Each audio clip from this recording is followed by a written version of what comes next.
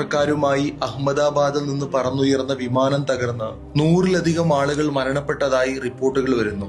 ദുരന്തത്തിന്റെ വീഡിയോ ദൃശ്യങ്ങൾ കണ്ടിട്ട് ഇന്ത്യയിലെ ഏറ്റവും വലിയ വിമാന ദുരന്തമായിരിക്കുമെന്നാണ് തോന്നുന്നത്. ഒരു മെഡിക്കൽ ഹോസ്റ്റലിന് മുകളിലേക്കാണ് തകർന്നു വീണതെന്ന വാർത്ത കൂടി വരുന്നുണ്ട്.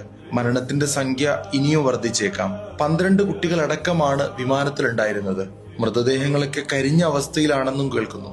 മരണപ്പെട്ടവർക്ക് ആദരാഞ്ജലികൾ അർപ്പിക്കുന്നതോടൊപ്പം അവരുടെ കുടുംബത്തിന് പടച്ചവൻ ക്ഷമ കൊടുക്കട്ടെ. ഇതുപോലെയുള്ള എല്ലാ അപകടങ്ങളിൽ നിന്നും നമ്മയും കുടുംബത്തെയും മറ്റും എല്ലാവരെയും പടച്ചവൻ കാത്തു സംരക്ഷിക്കുമാറാവട്ടെ. യാത്രക്കാരുമായി അഹമ്മദാബാദിൽ നിന്ന് പറന്നുയർന്ന വിമാനം തകർന്ന് 100-ലധികം ആളുകൾ മരണപ്പെട്ടതായി റിപ്പോർട്ടുകൾ വരുന്നു. ദുരന്തത്തിന്റെ വീഡിയോ ദൃശ്യങ്ങൾ കണ്ടിട്ട് ഇന്ത്യയിലെ ഏറ്റവും വലിയ വിമാന ദുരന്തമായിരിക്കുമെന്നാണ് തോന്നുന്നത്. ഒരു മെഡിക്കൽ ഹോസ്റ്റലിന് മുകളിലേക്കാണ് തകർന്നു വീണതെന്ന വാർത്ത കൂടി വരുന്നുണ്ട്. മരണത്തിന്റെ സംഖ്യ ഇനിയും വർദ്ധിച്ചേക്കാം. 12 കുട്ടികളടക്കമാണ് വിമാനത്തിലുണ്ടായിരുന്നത്. മൃതദേഹങ്ങളൊക്കെ കരിഞ്ഞ അവസ്ഥയിലാണെന്നും കേൾക്കുന്നു. മരണപ്പെട്ടവർക്ക് ആദരാഞ്ജലികൾ അർപ്പിക്കുന്നതോടൊപ്പം അവരുടെ കുടുംബത്തിന് പടച്ചവൻ ക്ഷമ കൊടുക്കട്ടെ.